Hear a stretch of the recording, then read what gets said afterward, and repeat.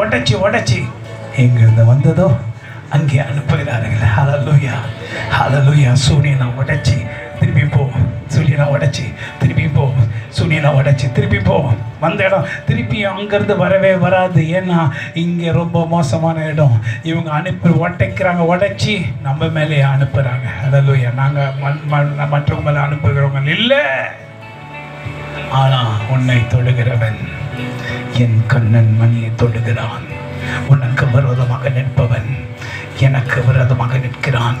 நீ கவலங்காதே, நீ திகையாதே, நீ பயப்படாதே.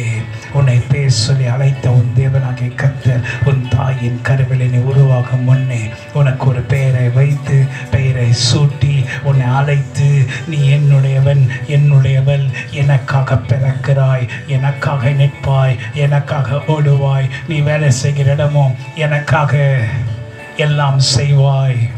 உன்னை நான் ஆசீர்வாதமாக வைத்து முத்திரை மோதிரமாக அதிகாரத்தை குறிப்பிடுகிறது. முத்திரை என்றால் அதிகாரம். அதிகாரத்தின் வேலையை கர்த்தர் உனக்கு கொடுப்பார். உனக்கு விரோதமாக அம்புகளை எய்து வந்தவங்க ஒரு நாள் வந்து உனக்கு முன்பாக முழங்கால் படியிட்டு நிச்சயமாக கர்த்தர் உங்களோடு இருக்கிறார். நாங்கள் எவ்வளோ ஆயுதங்களை விட்டோம், ஆனால் ஒன்று கூட உங்கள் மேலே வரல.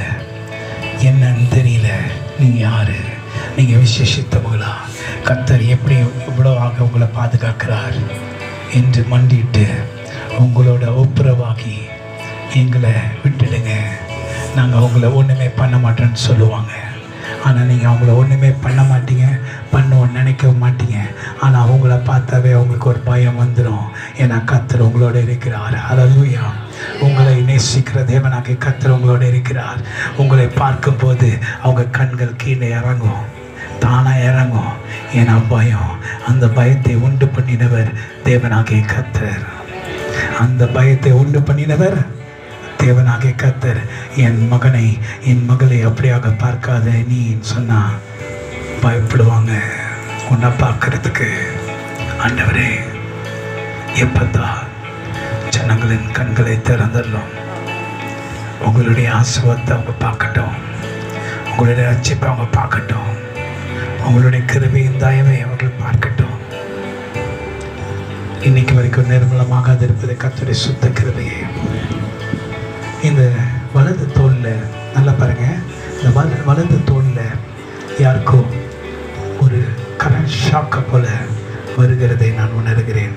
இந்த வலது தோளில் ஒரு கரண்ட் ஷாக்கை போல வருகிறதை நான் பார்க்கிறேன்.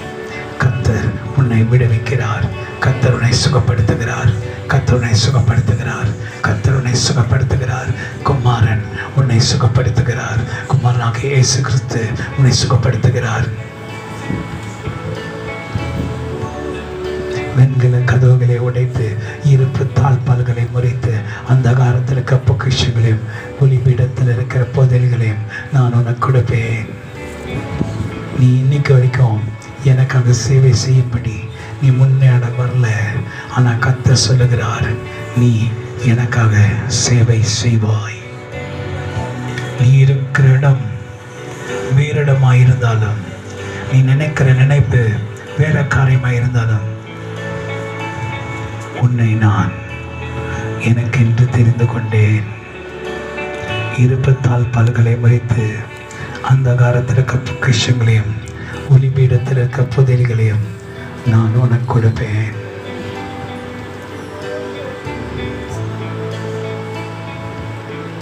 கோரேசு குறித்து கர்த்தர் சொல்லுகிறார், அவன் அவள் என் மேய்ப்பன்.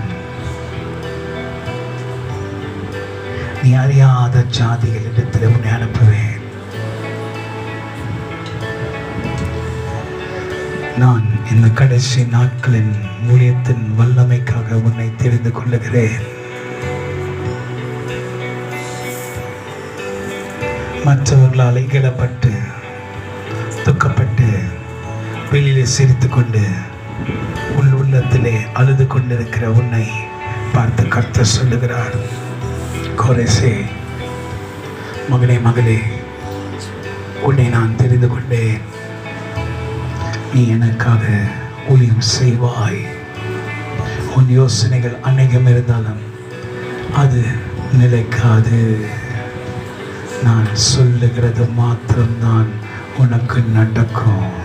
நான் நினைச்சதை நீ செய்வ என்று கர்த்தர் சொல்லுகிறார். உன்னை குறித்து நான் வைத்த காரியத்தை நீ செய்வாய்.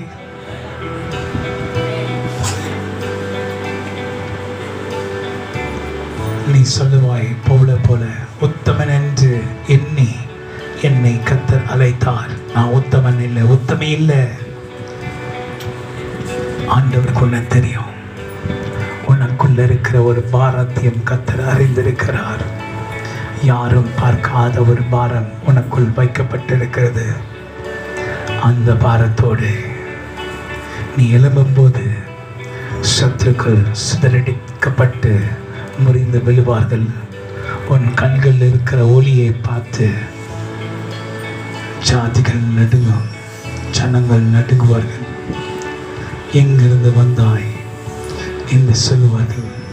அப்படிப்பட்ட வல்லமை உனக்கு கொடுக்கப்படும் என்று கர்த்தர் சொல்லுகிறார். கடைசி காலத்தின் வல்லமையை தரித்து கொண்டிருக்கிற என் மகனே, மகளே,